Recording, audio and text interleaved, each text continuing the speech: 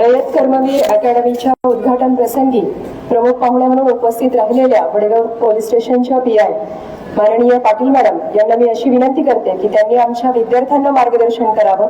खरं तर ज्यावेळी एक स्त्री आपल्या हातात सत्ता घेते त्यावेळी ती सत्ता सुरळीत आणि वेळच्या वेळी योग्य पद्धतीने कशी होईल याकडे त्यांचं काटेकोरपणे नियोजन असतं। आणि एक महिला म्हणून समाज आपल्याकडे ज्यावेळी पाहतोय त्यावेळी जबाबदारीचे खांदे हे नेहमी उंचावलेलेच असले पाहिजे हे पाटील मॅडमकडे बघितल्यावर लक्षात आलं। मी त्यांना विनंती करते की आपण आमच्या विद्यार्थ्यांना मार्गदर्शन करावं।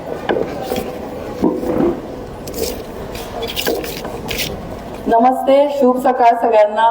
कसे आहात सगळे? आवाज येऊ दे थोडा। प्रथम रयत शिक्षण संस्थेचे न्यू इंग्लिश स्कूल व ज्युनियर कॉलेज वडगाव मावळ पुणे यांनी कर्मवीर भाऊराव पाटील रयत प्रवेश परीक्षा अकॅडमी 2026च्या उद्घाटन सोहळ्यानिमित्त मला बोलवलं आणि मला विद्यार्थ्यांसोबत थोडा संवाद साधायला मिळाला। ह्याबद्दल मी स्वतःला नशीबवान समजते आणि मी संस्थेची आभारी आहे। मला तुम्हाला काही गोष्टी सांगायच्या आहेत। पहिली गोष्ट म्हणजे आता तुम्ही 10वी 11वीचे विद्यार्थी आहेत ना, तर सगळ्यात प्रथम म्हणजे अभ्यास किती वेळ करताय तुम्ही सगळे? किती वेळ करताय अभ्यास? किती? तर सर्वांनी अभ्यास केला पाहिजे रोज। सध्या सोशल मीडियाचं प्रमाण जास्त आहे। तुम्ही व्हॉट्सअप, इन्स्टा, फेसबुक वापरत असाल तर मोबाईलचा वापर कमी झाला पाहिजे। तुमचे आई वडील जर तुम्हाला इतक्या कष्टानं शिकवत असतील, इतक्या चांगल्या शाळेत तुमचं ऍडमिशन झाले, तर तुम्ही अभ्यास केला पाहिजे। तुमच्या आई वडिलांचंही तुमच्याकडून अपेक्षा असतात की बाबा आपला मुलगा आपली मुलगी काहीतरी व्हावं। आणि तुमचं आत्ताचं वय असं आहे की आपल्याला आता अभ्यासापेक्षा बाकीच्या गोष्टी खूप आवडत असतात। बाकीच्या गोष्टींकडे आपलं खूप लक्ष जात असतं। तर त्या गोष्टींकडे आपलं लक्ष न जाता तुम्ही रोज ऍटलिस्ट 1-2-3 तास अभ्यास केला पाहिजे, तरच तुम्हाला नंतर अभ्यासाची सवय लागेल। तुम्ही खूप नशीबवान आहात की तुम्हाला इतक्या लवकर तुमच्या शाळेतच तुम्हाला मार्गदर्शन मिळतंय स्पर्धा परीक्षेबद्दल। तर ते तुम्ही लक्ष द्या त्या गोष्टींकडे। मीही तुम्हाला आधीमध्ये भेट द्यायला येत जाईन, मीही तुम्हाला गोष्टी सांगत जाईन। तुम्हाला एकच सांगते, जर तुम्ही आत्ता अभ्यास केला, जर आत्ता तुम्ही अभ्यासाकडे लक्ष दिलं तरच तुमचं काहीतरी करिअर होणार आहे, तरच तुम्ही डॉक्टर, इंजिनियर, तुम्हाला पोलीस व्हायचं आहे, अशा गोष्टी होऊ शकतात। जर तुम्ही अभ्यास सोडून बाकीच्या गोष्टींकडे लक्ष दिलं, व्हॉट्सअप तुम्ही 2-2 तास वापरलं, इन्स्टा तुम्ही स्टोऱ्या टाकल्या, बाकीचे काही सोशल मीडिया वापरला, तर त्याचा काही उपयोग नाहीये। असंच तुम्ही तुमची 10वी 12वी होईल, तुम्ही असंच पुढे ढकलत तुम्ही ग्रॅज्युएशन तुमचं कम्प्लीट होईल, लग्न होईल, पुन्हा हे ते पुढे गोष्टी होतील। अभ्यास करा तुम्ही चांगला। रोज वर्तमानपत्र वाचा तुम्ही, त्यातून तुम्हाला आजूबाजूच्या जगात काय चाललंय हे समजेल। जर तुम्ही रोज अभ्यास केला तर तुम्हाला गोष्टी समजणार आहेत की बाबा शाळेत काय सुरू आहे काय नाही। जर तुम्ही अभ्यासाची आत्ता सवय लावली, अभ्यास हा सगळ्यांनाच आवडती गोष्ट आहे, कुणालाच तो अभ्यास आवडत नाहीये, पण तुम्हाला सांगतो अभ्यास आपल्या आयुष्यातले जे काही प्रॉब्लेम असतील, आपल्याला पैसा थोडा कमी असेल, आपल्याला बाकीच्या आजूबाजूला समाजात थोडी आपली गरिबी असेल, फक्त आपल्या आयुष्यातले जे काही आपले प्रॉब्लेम असतील तो फक्त अभ्यास आपला सॉल्व्ह करू शकतो। जर तुम्ही अभ्यास केला, आता हे तुम्हाला मार्गदर्शन मिळतं, यातून तुम्ही पुढे चांगलं 12वी नंतर लगेच तुम्ही स्पर्धा परीक्षेची जर तयारी केली तर तुम्हाला चांगली सरकारी नोकरी मिळू शकते। आणि एकदा का चांगली सरकारी नोकरी मिळाली की आपलं भविष्य एकदम आपलं म्हणजे भविष्य एकदम सेट होणार आहे। आपल्याला कुणाकडे 1 रुपयाही मागायची गरज नाही लागणार। तुम्हालाच माहित आहे, रोज तुम्ही शाळेला येताना जर पैसे लागले तर तुम्हाला मम्मी पप्पाकडे मागावे लागतात। असे किती दिवस मागणार आहे ना तुम्ही? जर तुम्ही अभ्यास केला, लवकर सरकारी नोकरी मिळवली किंवा दुसरी कोणतीही नोकरी मिळवली, तर स्वतः तुम्हाला जे काही लागतंय तेही तुम्ही घेऊ शकताय, आपल्या आई वडिलांनाही जे काही लागतंय तेही तुम्ही देऊ शकताय। त्यामुळे चांगला अभ्यास करा। अभ्यास तुम्हाला आता खरंच म्हणजे नावडती गोष्ट आहे सध्या तुमच्या स्टेजला, पण त्या अभ्यासावरती प्रेम करा, दुसऱ्या कुठल्या गोष्टीवरती प्रेम नका करू। आपले आई वडील डोळ्यासमोर ठेवून अभ्यास करा, चांगला अभ्यास करा। तुम्हाला काही शंका येऊ दे, सरांना विचारा, मी आधीमध्ये येत जाईन, मला विचारा। एवढंच। आभारी आहे सर। मुलांना समजेल, रुचेल, पचेल अशा सोप्या भाषेत तुम्ही अतिशय व्यावहारिकपणे त्यांना सल्ला दिला आणि असाच सल्ला त्यांना पचतो आणि रुचतो सुद्धा। आजच्या आपल्या ज्या प्रमुख मार्गदर्शिका आहेत मिनल पोटे मॅडम, खरं तर UPSC MPSCच्या विद्यार्थ्यांना मार्गदर्शन करत असताना मॅडम मी स्वतःच आता मेन्स क्लिअर केलेली आहे आणि त्या लवकरच प्रशासकीय सेवेत दाखल होत आहेत. त्यांचं प्रशिक्षण सुरू झालेलं आहे आणि त्या सेवेत दाखल होत आहेत. त्यांचा आजवरचा हा प्रवास आणि त्यांच्या शिक्षणातलं वैविध्य की LLB पण झालंय, IT पण झालंय आणि MA हिस्ट्री पण आहे, आम्हाला सर्वांना जाणून घ्यायला नक्कीच आवडणार आहे मॅडम. कारण एका व्यक्तीमध्ये एवढ्या विविध अंगी आणि विविध कला असू शकतात याचं आपल्यासमोर उदाहरण आहे. आपल्या सर्जनशीलतेनं आपण आपल्या आयुष्यात हे पद मिळवलेलं आहे आणि ही सकारात्मकता आमच्याही विद्यार्थ्यांमध्ये रुजावी म्हणून तुम्ही त्यांना सकारात्मकतेच्या वाटेवर चालत असताना, कारण अपयश बऱ्याचदा येतं, यश कधीतरी मिळतं, त्यामुळे अपयशाने खचून न जाता यशाकडे जर डोळे लावून आपण पाहिलं आणि त्यासाठी प्रयत्नांची पराकाष्ठा केली तर आपल्याही शिरपेचात मानाचा मुकुट नक्कीच मिळवला जातो आणि मॅडम त्याचं ज्वलंत उदाहरण आहे. मी त्यांना विनंती करते की आपण आमच्या विद्यार्थ्यांना मार्गदर्शन करावं.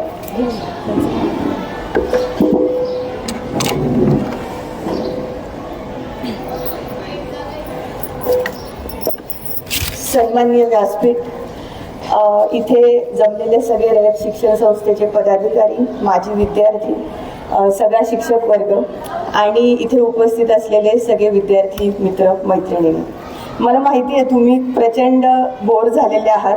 कधी काही आम्ही असे बसलेलो असायचो आणि आमच्याकडे पण असे पाहुणे यायचे, वक्ते यायचे, त्यांचे सत्कार चालायचे, भाषणं चालायची आणि आम्ही वाट बघायचो आता सुट्टी कधी होणार, जेवायला कधी जाणार, घरी कधी जाणार. पण एक लक्षात म्हणजे आता जेव्हा आम्ही मोठे झालो तर मला एवढं आठवतं कोणता अधिकारी किंवा मार्गदर्शक काय बोलले याच्यापेक्षा ते आमच्या शाळेसाठी आले होते आणि त्यांच्याकडे बघून कुठेतरी आम्ही तुमच्या वयाचं असताना प्रेरणा घेतली होती. तर सगळ्यांना स्पर्धा परीक्षा MPSC UPSC सगळ्यांना माहिती आहे. आजकाल रील्स येतात, सोशल मीडियावरती प्रचंड व्हायरल गोष्टी चालतात. पण मी तुम्हाला एक सांगेल, तुमचं जे वय आहे ना आत्ताचं, तर ते खूप छान आहे आणि आत्ता सध्या तुम्ही एक लक्षात घ्या की जे सोपं आहे ना सगळ्यांना, रील्स बघणं, सोशल मीडियावर टाइमपास करणं, मोबाईल बघणं, तर ते सगळं जग करतंय. पण जर तुम्हाला काहीतरी वेगळं सिद्ध करायचं असेल ना तर तुम्हाला तुमचा वेगळा मार्ग निवडावा लागेल. दरवेळेस मोबाईलवर टाइमपास करताना स्वतःला प्रश्न विचारा की जसं पाटील मॅडम पण म्हणाल्या की हे व्यसन खूप मोठ्या प्रमाणावर चालू झालंय आणि मोठ्या वयाला तरी तेवढी मॅच्युरिटी येते, लोक हँडल करू शकतात, पण तुमचं वय एकदम नाजूक आहे. तर स्वतःच्या मनाला प्रश्न विचारा की हे एवढं सोपं आहे ना सोशल मीडिया, फोनच्या आहारी जाणं, तर मी जर हे थांबवू शकले आणि काहीतरी स्वप्न आयुष्यात बघू शकले तर आज मी माझं खूप जास्त कल्याण करू शकेल. मी माझ्या प्रवासाबद्दल जास्त बोलणार नाही. माझं राज्यसेवा 2024मधून असिस्टंट कमिशनर स्टेट टॅक्स या पदी निवड झालेली आहे.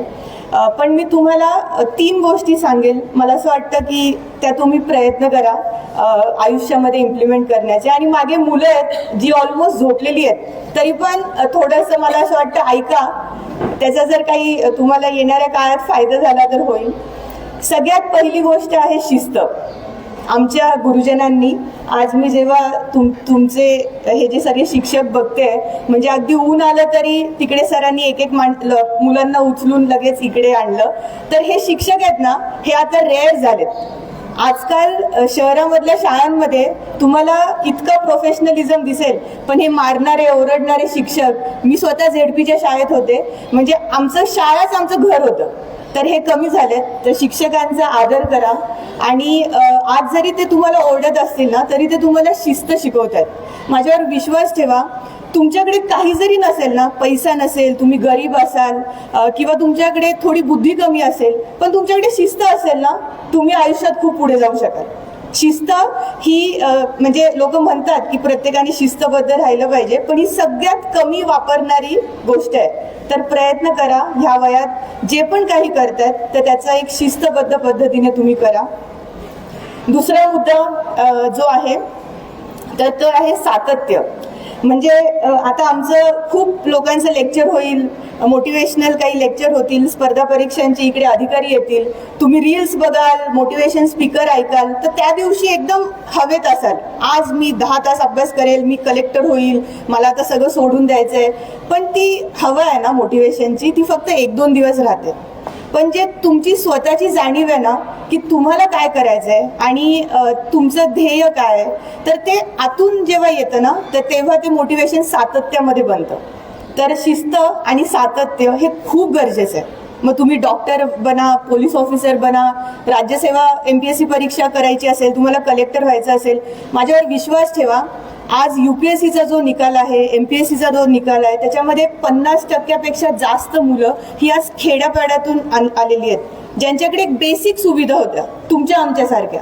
म्हणजे असे काही लोक आहेत की जे खूप एलिट बॅकग्राऊंडमधून आलेत, पण 50% जास्त मुलं आहेत की जे स्वतःच्या शिस्तीवरती, सातत्यावरती पुढे आलेत. त्यांनी एक संकल्प केला, त्याला जस्टिफाय केलं आणि ते पुढे गेले. तर ह्या गोष्टी ऐकायला जरी तुम्हाला चांगल्या वाटत असतील ना, पण ह्यात एकदा करून बघा. ती शिकण्यात, रोज त्या गोष्टी करण्यात, एक संकल्प करण्यात एक वेगळा आनंद आहे. आणि आपणच ते म्हणतात ना की आपण आपल्या रोज स्वतःचं एक नवीन इम्प्रूव्हमेंट करण्यात एक वेगळा आनंद आहे. तिसरी गोष्ट मी तुम्हाला सांगेल ती म्हणजे संगत. सगळ्यात पहिले सांगितलं शिस्त, दुसरी सांगितलं सातत्य आणि तिसरं आहे संगत. मी असं म्हणणार नाही की कोणी चांगलं असतं, कोणी वाईट असतं, पण एक संगत असते की जी तुम्हाला म्हणजे तुम्ही ज्यांच्यासोबत राहता ना तर त्यांच्यामध्ये सगळ्यात जास्त क्षमता आहे तुम्हाला पुढे नेण्याची. आता याचं उदाहरण म्हणजे आज एवढ्या तुम्ही 11वी-12वीला आज तुमच्याकडे जर स्पर्धा परीक्षांचं केंद्र चालू होत आहे, तर ही तुमच्यासाठी खूप मोठी गोष्ट आहे. हे सगळ्यांसाठी नाही आहे. आम्ही एवढे चांगल्या याच्यात शिकलेलो असताना ग्रॅज्युएशनच्या नंतर आम्हाला स्पर्धा परीक्षा काय हे कळालं. ठीक आहे, तर ह्या परीक्षा जे सेंटर चालू होतं त्याचा म्हणजे जास्तीत जास्त लाभ घ्या. जास्तीत जास्त लोकांचे विचार ऐकून स्वतःमध्ये बदल करण्याचा प्रयत्न करा. तर अशी मी 3 तुम्हाला गोष्टी सांगेल की शिस्त, सातत्य आणि संगत, ह्या 3 गोष्टी जरी केल्या आणि अभ्यास एक बेसिक स्केलला केला आणि जर तुम्ही असे राहिले तर जे पण तुम्ही स्वप्न बघाल तर ते नक्की पूर्ण होईल. जाता जाता मी सगळ्यांचे म्हणजे रयत शिक्षण संस्था, तुम्ही सगळे लोक मला इथे बोलवलं, मी मनापासून तुमचे आभार मानते. आणि एक शेवटचा संदेश असा देईल की स्वप्न बघा. ठीक आहे, कोणासाठी म्हणून नाही, तुमच्यासाठी स्वप्न बघा, ते जपा. स्पेसिफिकली मी मुलींना सांगेल, मुलींचं जसं वय होतं, लग्न, ह्या सगळ्या जबाबदाऱ्या होतात, पण जेव्हा तुम्ही तुमचं स्वप्न जपता ना तर तुम्हाला सगळे लोक मदत करतात आणि ते पूर्ण होताना बघा. म्हणजे खूप लोक स्वप्न बघतात पण अडचणी येतात म्हणून सोडून देतात, त्याला जपत नाही. आणि पूर्ण होताना बघणं ना त्याच्यात खूप मोठा आनंद आहे. आणि या सगळ्या प्रोसेसमध्ये स्वतःला इम्प्रूव्ह करणं हेच खरं आयुष्य आहे. जेव्हा सगळ्यांना सगळं रेडीमेड मिळतं ना तर आयुष्याची किंमत कमी होते, पण जेव्हा आपण आपल्याला स्वतःला घडवतो ना तर तेव्हा त्या शिकण्यात, पडण्यात, उठण्यात खूप मजा आहे. आणि हे तुमचं वय आहे, तुम्ही करू शकता. ठीक आहे, तर हाच माझा तुमच्यासाठी मेसेज असेल. मला खूप छान वाटलं मी तुम्हाला भेटले. आणि मी जेव्हा शाळेत होते तर हे सगळं असंच होतं. तर मी ह्या शाळेचे आणि स्पेसिफिकली हाके सरांचे प्रचंड मनापासून आभार मानते की मला इथे बोलवलं म्हणून. Thank you so much. जय हिंद, जय महाराष्ट्र.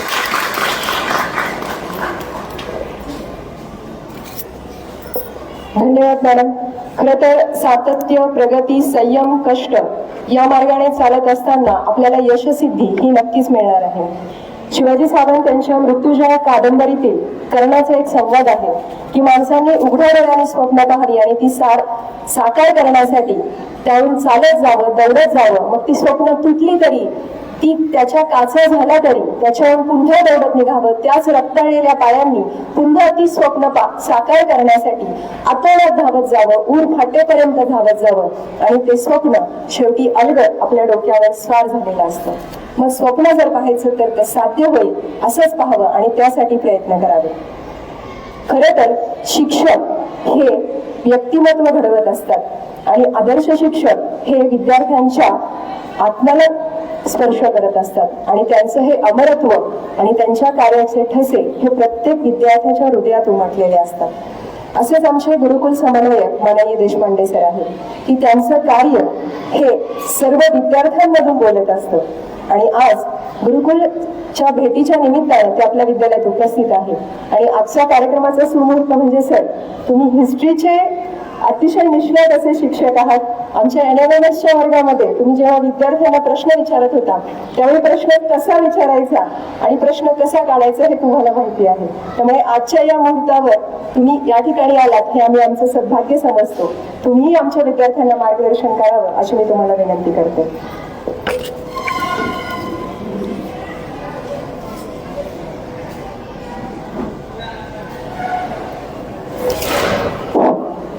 नमस्कार. रयत शिक्षण संस्थेचे संस्थापक आदरणीय तीर्थरूप कर्मवीर भाऊराव पाटील, तीर्थरूप वहिनी यांना विनम्र अभिवादन. आज कर्मवीर भाऊराव पाटील रयत प्रवेश परीक्षा अकॅडमी या कार्यक्रमाच्या उद्घाटन सोहळ्यासाठी उपस्थित असणारे सर्व मान्यवर आणि माझे सर्व विद्यार्थी विद्यार्थिनी आणि या विद्यालयातील सर्व शिक्षक शिक्षिका, विद्यार्थी मित्र, या युगाला स्पर्धेचं युग असं म्हटलं गेलेलं आहे. विद्यार्थी मित्र, ज्या NEP मध्ये मी मॅडम काम करतो, संपूर्ण भारतामधून 60 लोक काम करतात, त्यापैकी मी एक आहे. आणि येऊ घातलेलं जे धोरण आहे हे धोरण म्हणजे हाते सर तुम्ही जो संकल्प केलेला होता, ज्या अकॅडमी सुरू करतायत ही काळाची गरज आहे.